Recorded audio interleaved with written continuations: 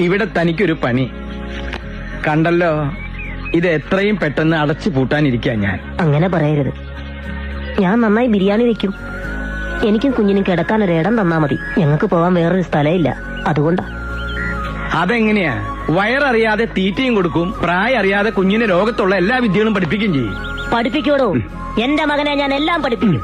എല്ലാത്തിലും ഞാൻ അവനെ ഒന്നാമനാക്കുകയും ചെയ്യും. അത് തന്നെ. അങ്ങനെ എനിക്ക് സാധിക്കാതെ പോയതെല്ലാം ഞാൻ എന്റെ മകനിലൂടെ നേടും. സർ, ഞാൻ എന്റെ അപ്പനെ വിളിച്ചോട്ടെ? വിളിച്ചോളൂ. എവിടെ? അപ്പാ വാ. ഞാൻ പോണു. ചെല്ല്. വേണ്ട, ചെല്ലാൻ പറഞ്ഞു.